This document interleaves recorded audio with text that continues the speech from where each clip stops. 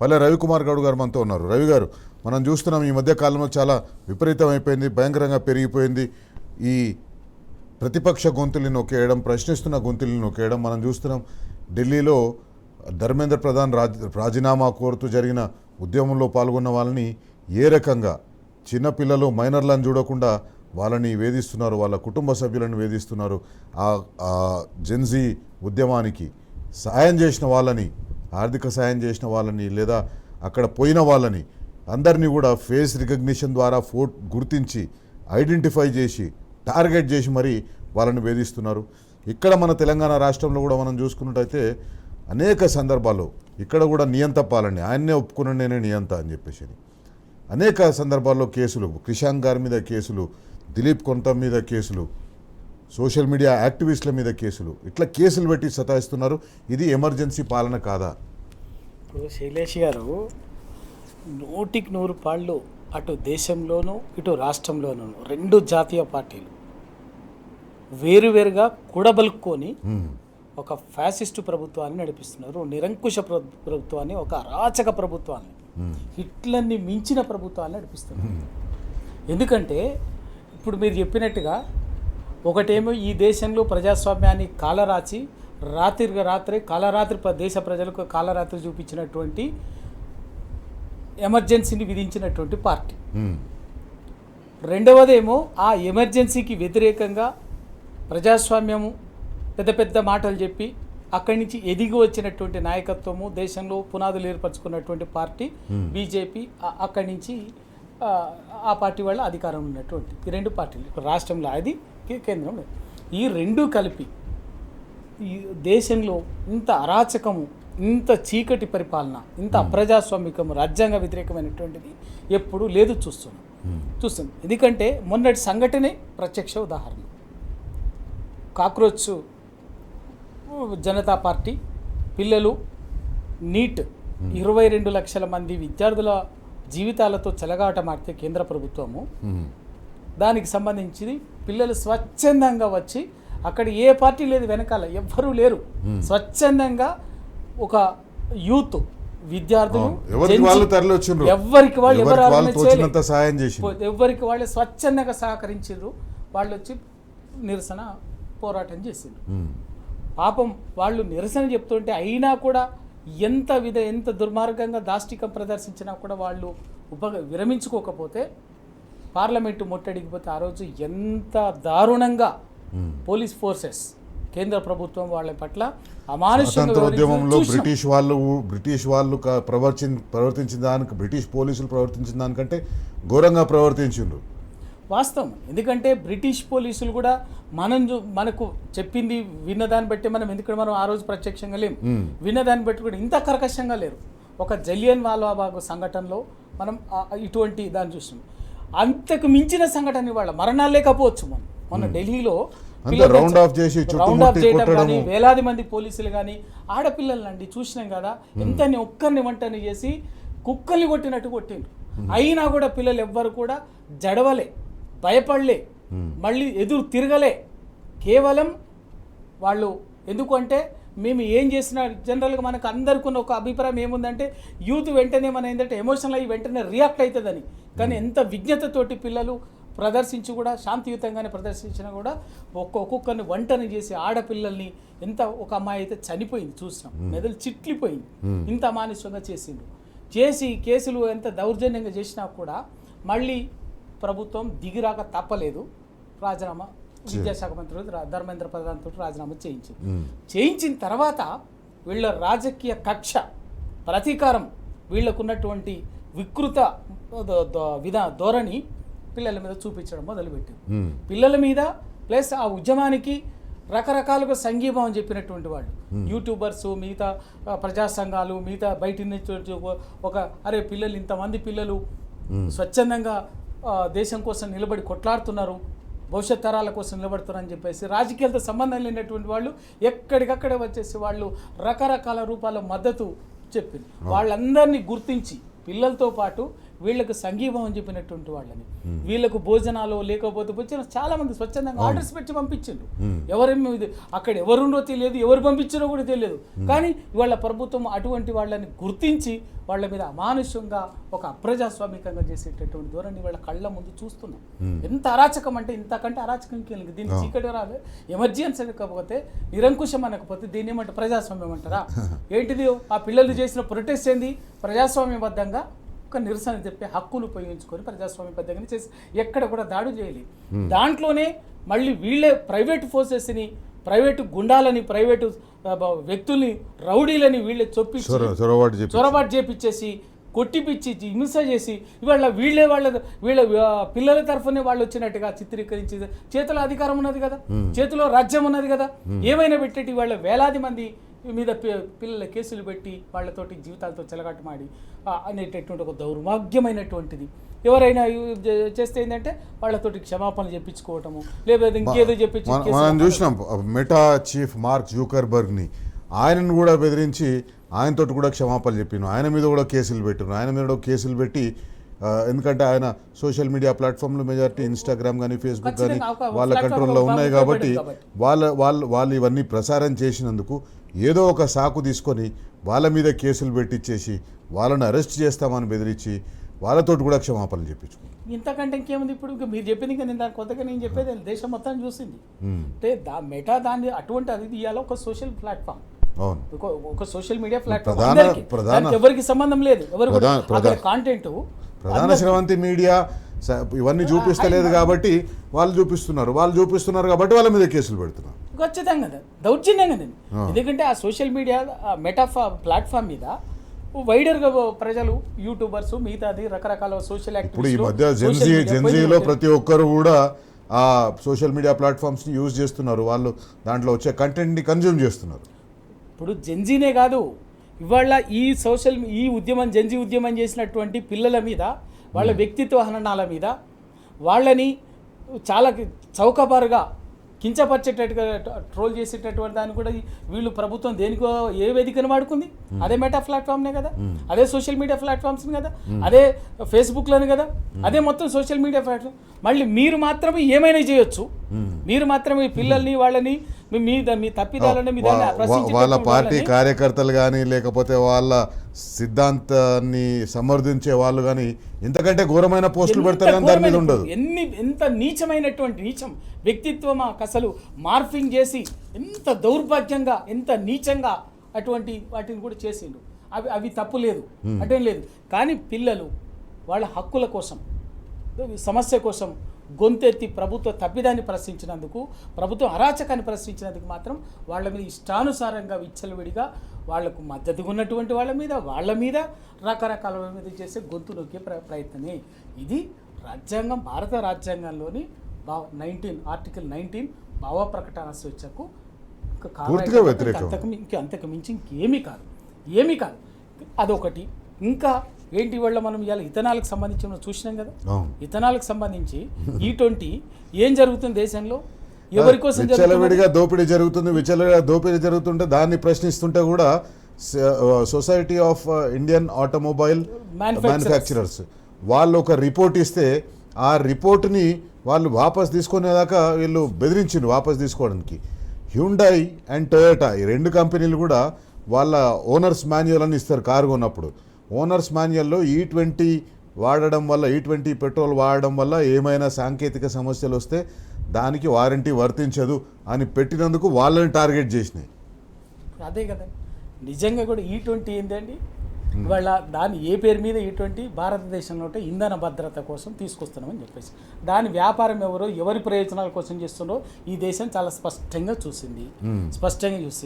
ఇవాళ మీరు నేను మనం కాదు కదా, ఆటోమొబైల్ ఇండస్ట్రీ అనేది దానికి సంబంధించిన అప్రాప్రియేట్ అథారిటీస్ కదా, వాళ్ళందరూ తయారు చేసేవాళ్ళు కదా, మ్యానుఫ్యాక్చర్, మళ్ళీ అది సేల్స్ చేసేవాళ్ళు కాదు, మ్యానుఫ్యాక్చరర్స్.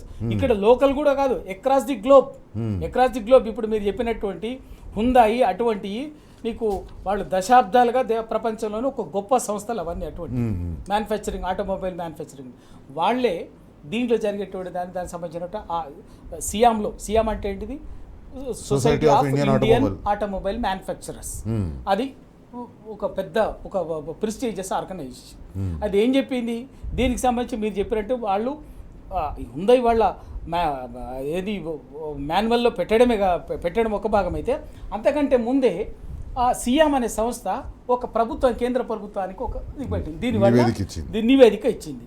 ఏమని దీనికి సంబంధించినటువంటి పూర్తి స్థాయిగా దీనికి సంబంధించినటువంటి పరిశోధనలు కానీ ఇంకేమీ లేకుండా వాటితో సంబంధం లేకుండా శాస్త్రీయత లేకుండా దీన్ని ఇంట్రడ్యూస్ చేయడం వల్ల బ్లెండింగ్లో పెట్టడం వల్ల టెక్నికల్ సమస్యలు మిగతా అది ఇవన్నీ కూడా వచ్చేటటువంటి ఉంది. కాబట్టి ఇది అని చెప్పి వాళ్ళు ఇది కరెక్ట్ కాదు అనేటువంటి అభిప్రాయంతో చాలా స్పష్టంగా ఒక నివేదిక ఇచ్చింది.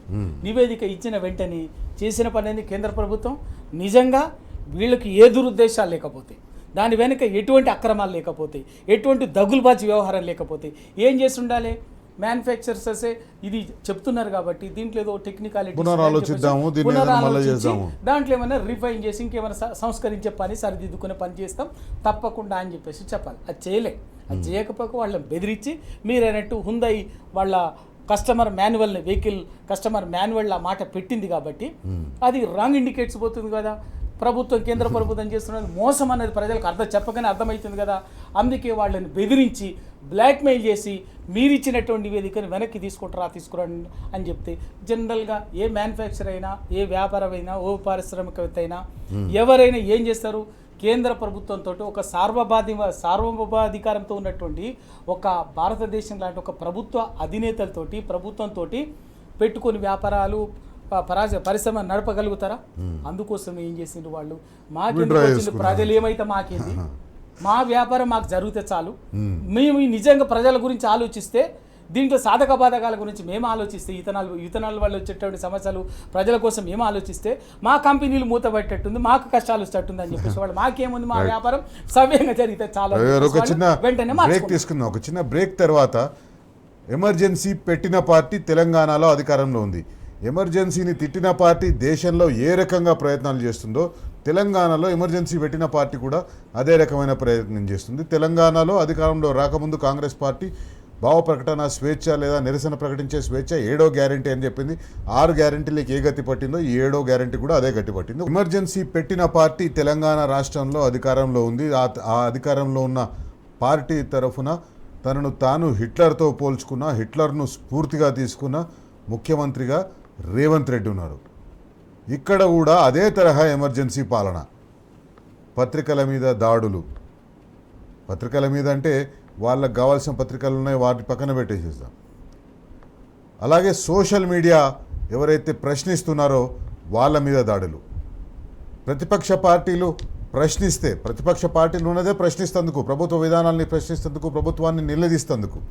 కానీ ప్రతిపక్ష పార్టీల నాయకులను, ప్రతిపక్ష పార్టీ మద్దతుదారులను, సోషల్ మీడియాలో ఎవరైతే ప్రతిపక్ష పార్టీల మద్దతుదారులు ఉన్నారో వాళ్ళ మీద విచక్షణారహితంగా కేసులు పెట్టడం, ఎక్కడికక్కడ అరెస్ట్ చేయాలని ప్రయత్నించడం, కొన్ని సందర్భాల్లో అరెస్టుకు సక్సీడ్ కావడం, అరెస్ట్ చేయడం, రిమాండ్కి పంపించడం, మళ్ళీ బయటికి రాగానే మళ్ళీ ఏదో ఒక కేసు పెట్టి పంపించడం, ఇది మనం చూస్తూనే ఉన్నాం. రవి గారు, మనం చూసినాం తెలంగాణలో కాంగ్రెస్ పార్టీ అధికారంలోకి వచ్చిన తర్వాత అనేక స్కాములకు పాల్పడ్డది.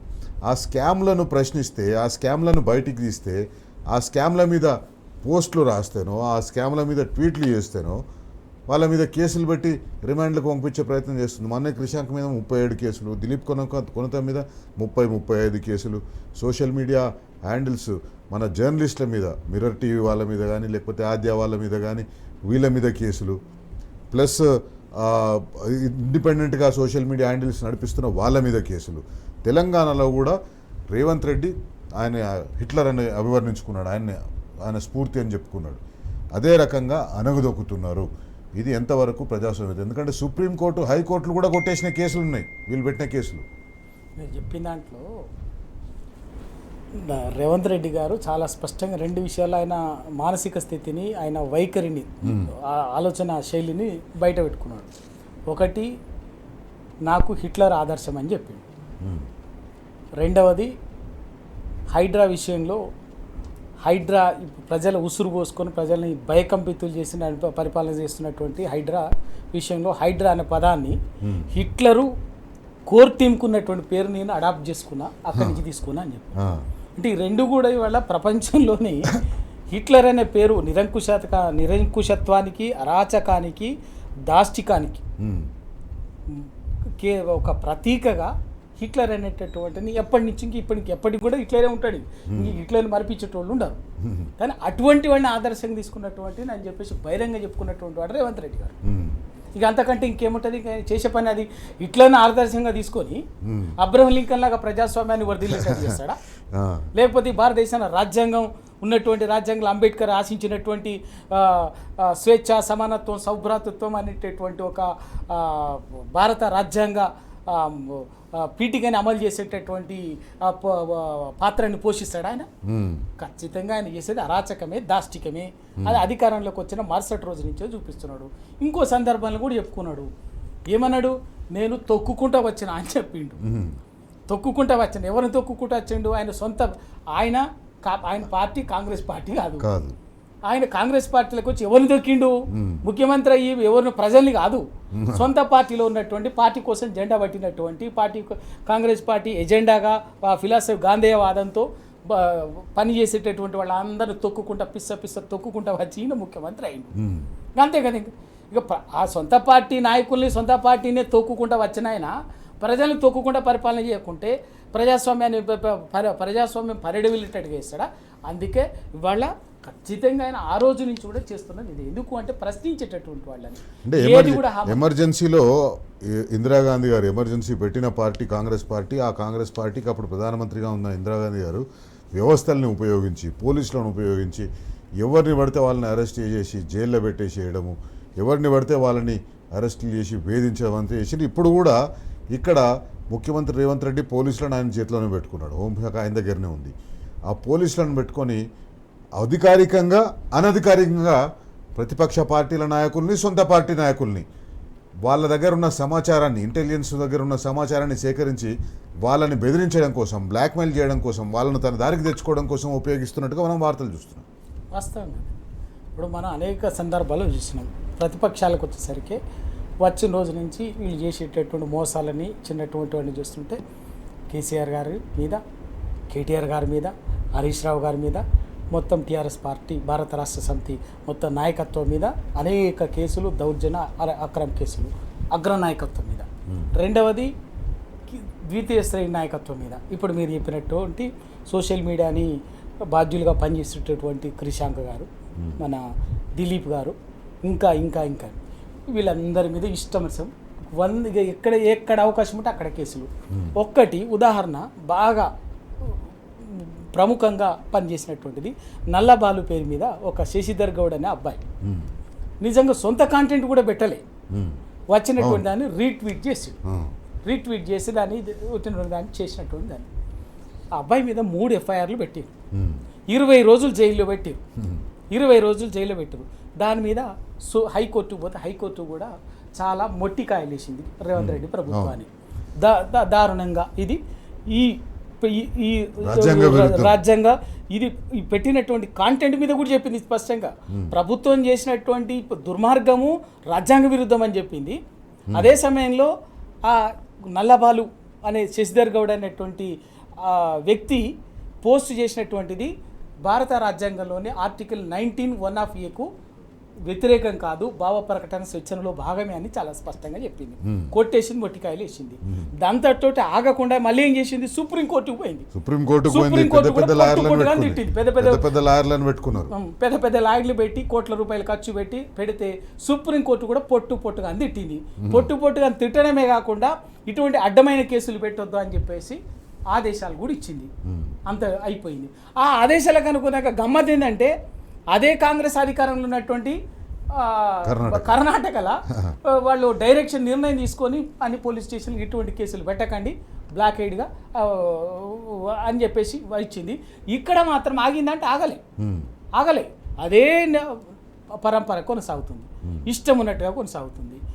మీరు చెప్పినట్టు ఇంకేంది, ఆయన సొంత గూటిగా, ఆయన సొంతకు సంబంధించిన రాజకీయ వితింద పార్టీలో ఇంత ప్రత్యర్థులుగా పోటీదారులుగా ఉన్నటువంటి వాళ్ళ మీద, వాళ్ళకి సంబంధించినటువంటి మన సింగరేణి బొగ్గుగన్ల విషయంలో కానీ, తర్వాత ఇంకో విషయంలో కానీ కోమటిరెడ్డి వెంకటరెడ్డి విషయంలో దాపరికం ఏమున్నది, తర్వాత మల్లుబట్టి విక్రమార్క వారి విషయంలో కానీ లీకులు ఇచ్చింది వీళ్ళే, రాపిచ్చింది వీళ్ళే, కథనాలు చేయించింది వీళ్ళే.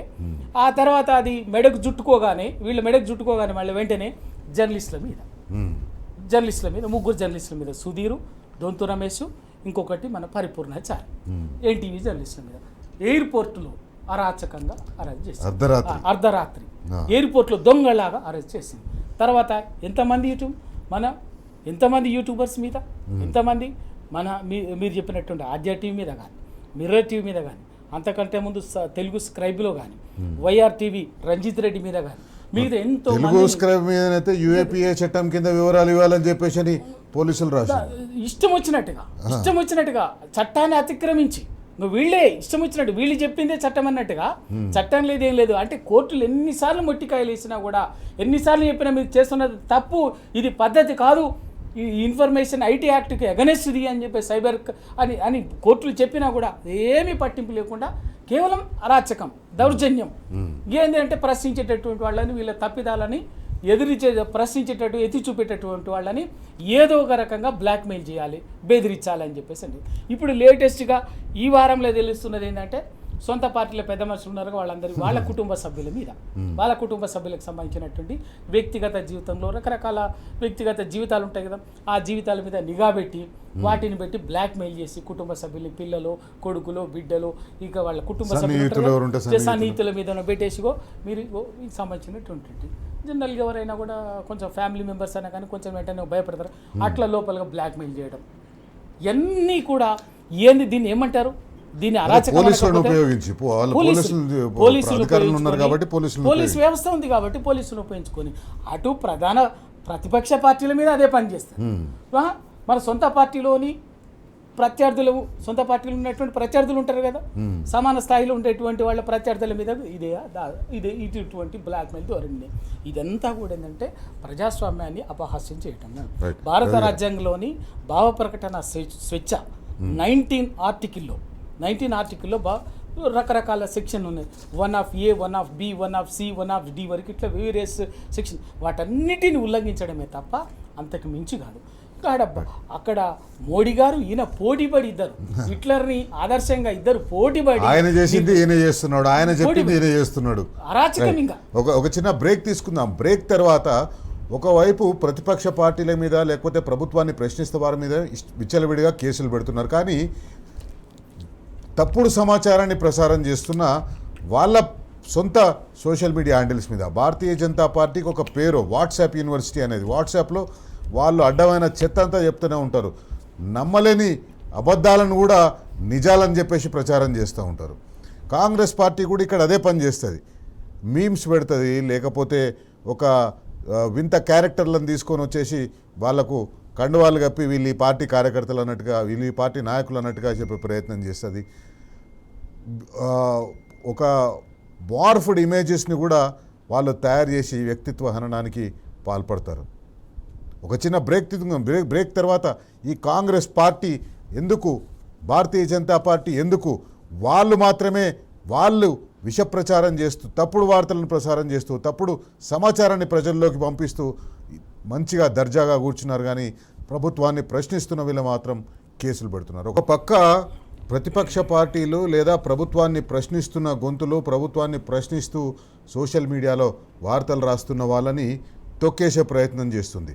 కానీ వాళ్ళ పార్టీ నాయకులు, వాళ్ళ పార్టీ కార్యకర్తలు, వాళ్ళ పార్టీ సోషల్ మీడియా హ్యాండిల్స్ ఎంతటి తప్పుడు వార్తలు వేసినా, ఎంతటి నీచమైన వార్తలు వేసినా, ఆధారం లేని ఆరోపణలు చేస్తూ ప్రతిపక్ష పార్టీల మీద వార్తలు వేసినా వాటి మీద మాత్రం స్పందన ఉండదు. వాటి పక్కకు పోలీసులు పోరు, వాటిల మీద విచారణ చేయరు. పల్లె రవికుమార్ కూడా ఇప్పుడు మనం చూస్తున్నాము, కాంగ్రెస్ పార్టీ కూడా అనేక సోషల్ మీడియా హ్యాండిల్స్ నడిపిస్తుంది, భారతీయ జనతా పార్టీ అనేక సోషల్ మీడియా హ్యాండిల్స్ నడిపిస్తుంది. ఆ సోషల్ మీడియా హ్యాండిల్స్లో ప్రతిపక్ష పార్టీల వాళ్ళని, ప్రతిపక్ష పార్టీల నాయకులను, వాళ్ళ పిల్లలను, వాళ్ళ కుటుంబ సభ్యులను వ్యక్తిత్వాన్ని హరించే విధంగా పోస్టులు పెడితే వాళ్ళ దిక్కు ఒక్క కన్నెత్తి కూడా చూడరు. కాంగ్రెస్ పార్టీ నాయకులు కూడా ఇక్కడ మనం చూసినాం, తెలంగాణ రాష్ట్రంలో కేసీఆర్ గారి మీద కానివ్వండి, కేటీఆర్ గారి మీద కానివ్వండి, వాళ్ళ కుటుంబ సభ్యుల మీద కానివ్వండి, హరీష్ రావు గారి కుటుంబ సభ్యుల మీద కానివ్వండి, బీఆర్ఎస్ పార్టీ నాయకుల కుటుంబ సభ్యుల మీద కానివ్వండి, ఇష్టం వచ్చిన పోస్టులు పెట్టినా కూడా దాన్ని మాత్రం చూసి చూడనట్టు ఇడిచిపెడుతున్నారు. ఈ కాంగ్రెస్ పార్టీ నాయకుల మీద కూడా కేసులు ఎందుకు పెట్టొద్దు? ఇప్పుడు శైలేష్ గారు మీరు చెప్పిన దాంట్లో నిజంగా కూడా చాలా వ్యక్తిత్వ హననాన్ని చేసినట్టుగా 2.5 ఏళ్ళుగా చూస్తున్నాం కదా. అటు బీజేపీ ఒకవైపున, ఒక రాష్ట్రంలో కాంగ్రెస్ ఒకవైపున, కేసీఆర్ గారిని, కేటీఆర్ గారిని, హరీష్ రావు గారిని పార్టీలో క్రియాశీలకంగా పనిచేసేటటువంటి దాన్ని ఎవరిని వదిలిపెట్టకుండా ఎంత వ్యక్తిత్వాన్ని హననం చేసేటట్టుగా పిచ్చి పిచ్చి మాటలు మాట్లాడినా, పిచ్చి పిచ్చి పోస్టింగ్లు పెట్టినా, మార్ఫింగ్లు చేసి ఏం చేసినా కూడా, కుటుంబ సభ్యులను చేసినా కూడా ఎన్నో ఫిర్యాదులు ఇచ్చినా కూడా కనీసం సింగిల్ కేసు ఇప్పటికి సింగిల్ ఎఫ్ఐఆర్ నమోదు చేయలేదు. 2.5 ఏళ్ళుగా ఇప్పటికి 100 పిటిషన్లు ఇచ్చినాం. నేను ఒక 10 పిటిషన్లకు పోయినా. నేనే స్వయంగా సైబర్ క్రైమ్లో పిటిషన్లు ఇవ్వడానికి ఇటువంటి కించపరుస్తున్నారు, ఇంత అన్యాయంగా ఉంది అని చెప్పేసి పిటిషన్లు ఇవ్వడానికి నేనే స్వయంగా ఒక 10 పిటిషన్లు ఇవ్వడానికి పోయినా. నేను కూడా అందరితో పాటు అందరం ఇచ్చినాం. ఇప్పటి వరకు ఒక్క కేసు ఫైల్ చేయలే. కానీ అదే వాళ్లకు సంబంధించింది ఏదైనా జరగగానే మాత్రము ఏమీ లేకుండా కూడా సుమోటోగా కానిస్టేబుల్ కంప్లైంట్ ఇస్తాడు, ఎఫ్ఐఆర్ రాసేసుకుంటారు, పోయి అరెస్ట్ చేస్తుంది పోతారు. ఇస్తానేమంటారు కదా. ఎఫ్ఐఆర్ రాసిన విషయం కూడా వాళ్ళు ఇంటికి పోయి అరెస్ట్ చేయడానికి అప్పటి వరకు పోయేంత వరకు కూడా సంబంధించినటువంటి లీడర్ కూడా తెలియదు ఆ విషయం. ఎందుకు వచ్చిండ్రు అంటే మీ మీద ఎఫ్ఐఆర్ అయింది, ఇదే అయిందని ఏముండదు. కనీసం నోటీస్ ఉండదు, ఎఫ్ఐఆర్ ఉన్నది సమాచారం ఉండదు, మీ మీద పిటిషన్ వచ్చింది ఏముండదు. రాత్రి దొంగళ్ళగా రాత్రి ఎప్పుడో తెల్లవారుజామునో రాత్రో చీకట్లోనో పోతారు. ఇంపార్టెంట్ ఏదో పండగ, ఇంకా ఏమి లేదు వీళ్ళకు, పండగ లేదు, పబ్బం లేదు, అపరాత్రి లేదు, కాలరాత్రి లేదు, ఏ రాత్రి లేదు, తీసుకుపోవటమే చేయటమే చేస్తున్నాం. ఇవాళ నిజంగా కూడా కేసులు నిజంగా చేయాలనుకుంటే ఫస్ట్ రేవంత్ రెడ్డి గారి భాష మీద ఇప్పటికి 100 కేసులు కావాలి. ఈ 2.5 ఏళ్ళ 100 కేసులు చాలా తక్కువనే. 100కు పైగా కేసులు కావాలి. అన్నిటికంటే మొన్ననైతే ఇంకా అంతకంటే దుర్మార్గం అయింది. ఏంటిది? ఎలినీతోటి కరువు పరిస్థితులు వస్తున్నాయి, నీళ్ళని ఒక జర్నలిస్ట్ అడిగితే చేసింది ఏంటంటే ఏమీ లేదు, వాళ్ళ పేర్లు వాళ్ళని చంపి రక్తం జల్లితే పంటలు కరువు పోతుంది, పంటలు పండుతాయని చెప్పింది. ఇంకంతకంటే నరహంతక భాష, క్రిమినల్ భాష ఇంకేమనుందా? ఇంకోటి, ఇప్పుడు నిన్న మొన్న మనము చూసినాం, Congress party PCC president, Congress party ఇద్దరు బాధ్యతాయుతమైన నాయకులు ఎంత జుగుప్సాకరమైందంటే క్షుద్ర పూజలు చేస్తున్నారని చెప్పేసి అని. ప్రఖ్యాత హిందూ దేవాలయాలు అవి, ప్రతి ఒక్కరు పోతుంటారు దానికి. నేను కూడా పోయినా అక్కడ. క్షుద్ర పూజలు చేపిస్తేందుకు పోతారు. క్షుద్ర పూజలకు ఆలయాలు పెట్టింది పేరు కాబట్టి అని ఒక ఆలయాలను అవమానిస్తున్నారు, ఒక ఆలయాలకు పోతున్న నాయకులను అవమానిస్తున్నారు. ఇది నిజంగా కూడా ఇక్కడ కాంగ్రెస్ పార్టీ ఒక మాట, ఇక్కడ లోకల్గానే కాకుండా జాతీయ పార్టీ దీని మీద ఒక స్పష్టత ఇవ్వాలి, బాధ్యత కూడా ఉంది. అంటే మీరు క్షుద్ర పూజల్ని నమ్ముతున్నారా? ఇక క్షుద్ర పూజలు ఉంటే ఇంకెందుకు మీరు పోరాటాలు ఎందుకు, ప్రభుత్వాలు ఫైట్ చేయడం ఎందుకు? నిజంగా ప్రతిపక్షంలో మీ ఉన్నప్పుడు అధికార పక్షం మీద మీరు క్షుద్ర పూజ చెప్పారా? నరేంద్ర మోదీ మీద క్షుద్ర పూజ, ఇప్పుడు అధికారంలో ఉన్నారు కాబట్టి ప్రతిపక్ష నాయకులు మీద క్షుద్ర పూజలు చేయించవచ్చు కదా. ఇప్పుడు ఇక్కడ ప్రతిపక్షం మీద చేయొచ్చు, కేంద్రంలో వీళ్ళందరి కళ ఏంటిది? రాహుల్ గాంధీ ప్రధానమంత్రి కావడమే కదా. ఇక నరేంద్ర మోడీ మీద క్షుద్ర పూజ చేయించండి, చేయించేస్తే మరి రాహుల్ గాంధీ కోరిక నెరవేరితే ప్రధానమంత్రి అవుతాడు కదా. అంతే కదా. లేదు అదనుకుని ఇక్కడ రాష్ట్రానికి వచ్చేసరికి ఊకే మీరు ఎందుకు కష్టపడతారు? ప్రజలు మోసం చేసిండ్రు, మోసం చేస్తున్నారు కదా. ఆ మోసాన్ని మీరు రోజు పొద్దున్నే మొత్తుకోవటం ఎందుకు, పోరాటాలు చేసినందుకు? ప్రతిపక్షం మీద వీరే క్షుద్ర పూజలు చేయించారు, అదండి అచైతన్యం అయిపోతాం కదా, పని చేయకుండా అయిపోతాం కదా. ఎంత మాట్లాడేటప్పుడు ఒక విజ్ఞత ఉండాలి, శాస్త్రీయత ఉండాలి. అంటే ఇది వాళ్ళ మానసిక స్థితిని తెలియజేస్తుంది ఒకటి, వాళ్ళ ఐక్యూ లెవెల్ని కూడా తెలియజేస్తుంది ఒకటి, వాళ్ళు ఎంత లో ఐక్యూ లెవెల్ తోటి ఉన్నారని చెప్పేసి అది స్పష్టం చేస్తుంది. ఇవాళ నాకు తెలిసి, నేను జర్నలిస్ట్గా, మీరు జర్నలిస్ట్గా దాదాపు 30-35 ఏళ్ళుగా పనిచేస్తున్నాను. దాదాపు ఒక 30-35 ఏళ్ళుగా తెలుగు రాష్ట్రాల్లో చాలా సందర్భాల్లో బాణామతి అనేది, బాణామతి అంటే క్షుద్ర పూజలే కదా, బాణామతి అంటే అబద్ధము, ఇటువంటి నమ్మొద్దు అని చెప్పేసి ప్రభుత్వాలే క్యాంపెయిన్ చేసి వీధి నాటకాలు పెట్టి ప్రజలకు సాంస్కృతిక కార్యక్రమాల ద్వారా చెప్పేటటువంటిది కార్యక్రమాలు నడుస్తుంటాయి, చేస్తుంటారు. ఎప్పుడు అదొక కార్యక్రమం నడుస్తుంటుంది. ఎప్పటికి ప్రభుత్వంలో ఒక INPR కానీ సాంస్కృతిక విభాగం కానీ అదొక కార్యక్రమం నడిపిస్తుంటుంది. అంటే ఇక మీరు మీరు మరి దానికి దీనికి ఏమన్నా సంబంధం ఉందా? మీరు క్షుద్ర పూజలు చేస్తే అన్నీ అయిపోతాయని చెప్పేసి చెప్తున్నాను. అంటే శత్రువుని వినాశనం చేయటం మీద క్షుద్ర పూజలు అంటే శత్రువుని దెబ్బతీయటమే కదా. ఇక మరి ఇవన్నీ ఎందుకుకే మంచిగా అక్కడ దగ్గర కూర్చొని ఒక గుడి చూసుకొని మంచిగా మీరు నాయకులంతా కూర్చొని మీరు పీసీసీ కూడా ముఖ్యమంత్రి క్యాబినెట్ అంతా కూర్చొని ప్రతిపక్షము క్షుద్ర పూజలు నిజమైతే మహేష్ కుమార్ గౌడ్ గారే ఆ పూజలు ఏం చేసి ఆయన ముఖ్యమంత్రి అయిపోవచ్చు కదా. అదే ఆయన కావచ్చు. రెండవది ఇప్పుడు ప్రతిపక్షము శక్తి విహీనం కాక అని చెప్పేసి మీరు ఒక క్షుద్ర పూజ చేయరాదు, అన్నీ అయిపోతుంది కదా. లేదా మీరు అందరి కోరిక ఉంది కదా. ఇప్పుడు మహేష్ కుమార్ గౌడ్ గారికి ముఖ్యమంత్రి కావాలని కోరిక ఉంది, వెంకటరెడ్డి గారికి ముఖ్యమంత్రి కావాలని కోరిక ఉన్నది, ఉత్తమ్ కుమార్ రెడ్డి గారికి ముఖ్యమంత్రి కావాలని కోరిక ఉన్నది, రాజగోపాల్ రెడ్డి గారికి ముఖ్యమంత్రి కావాలని కోరిక ఉన్నది, అక్కడ ఉన్నటువంటి కాంగ్రెస్ పార్టీలో గెలిచిన ప్రతి ఎమ్మెల్యేకు ముఖ్యమంత్రి కావాలని కోరిక ఉంది.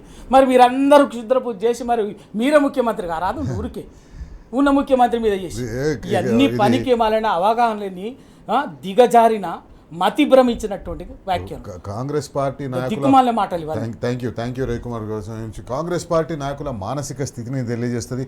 వాళ్ళ ఆలోచన పద్ధతులు, వాళ్ళు ఏ లెవెల్లో ఆలోచిస్తారు, వాళ్ళ ఐక్యూ ఏందనేది కూడా చాలా స్పష్టంగా మనకు వాళ్ళు చేసిన వ్యాఖ్యల వల్ల అర్థమైంది, వాళ్ళ చర్యల వల్ల అర్థమవుతుంది.